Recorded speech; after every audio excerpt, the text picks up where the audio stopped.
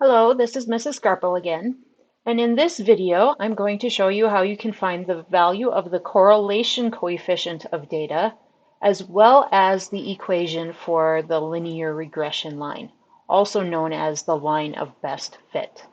So I'm still using this data that's on the left side here, and bring the calculator back. Did not mean to have that disappear. And I'm going to press stat again, just like I've done with other statistical entries. I'm going to highlight calc in the middle, and there's two ways you can do this.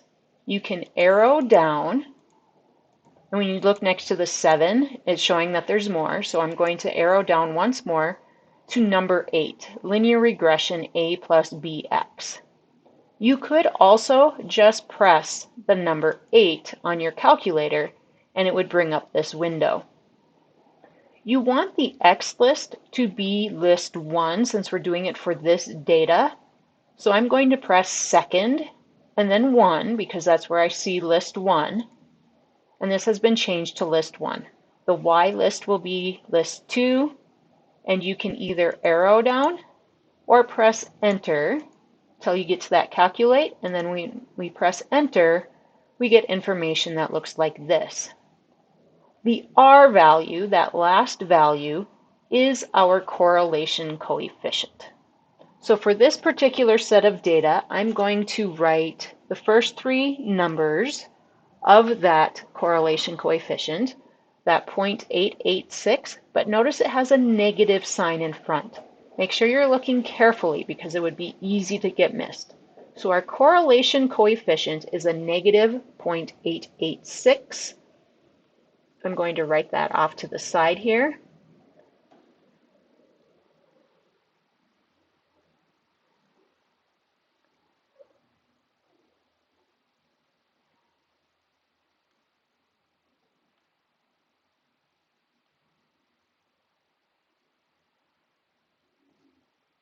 Sorry for how slow my device is being. I want to make sure you can read the handwriting though. So the correlation coefficient is the R value, negative 0.886. I know the calculator didn't show the 0 before the decimal point, but we can still include it when we write it. Now, what this tells me is that I have a strong relationship between the price of my TV and the number of TVs. What the negative is telling me is that as the price of my TV increases, what's happening is the number of TVs decreases. So as one value is increasing, the other is decreasing. That's what happens when you have a negative correlation coefficient. I can also tell you that if we graph it, it would be points moving in a downward from left to right direction. Now, the other piece of information that I said I would be able to tell you is the equation of the linear regression line, or the line of best fit. If you look at this window, it has y equals a plus bx. You may recognize that as being a slope-intercept equation. B is going to be the slope. The value in front of x is always the slope. And A is going to be the y-intercept. So for my line of best fit, my A value is 101 point, and I'm going to round it to 2 places, 101.67, and my B value is negative 0.082. So I'm just going to write those down on a piece of paper quick because I know it will disappear once I decide to write on the screen. And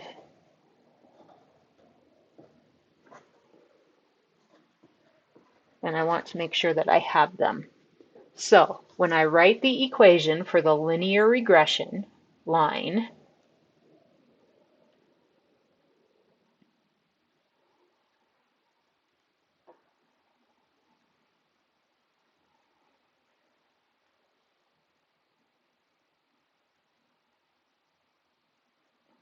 and again, I apologize for the lag. I think my computer has too much running on it at the moment. So the linear regression equation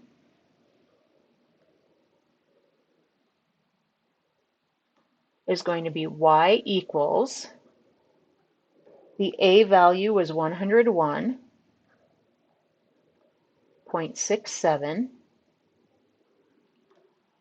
The b value was negative, so I'm going to write minus 0.082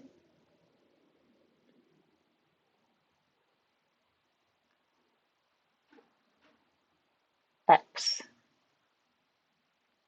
So my slope is a negative 0.082. What that means is for each dollar increase in my TV, the number of TVs is going to decrease by 0.082. Or I could also, because this is tenths, hundredths, thousandths, for every $1,000, I'm going to sell 82 fewer TVs. And that is starting with a general, at the lowest price, or if they were free, I'd be having about 101.6 or 102 TVs walk out the door. So that's what those numbers are telling us right now. And this is how we find that correlation coefficient and how we find that equation for the linear regression line.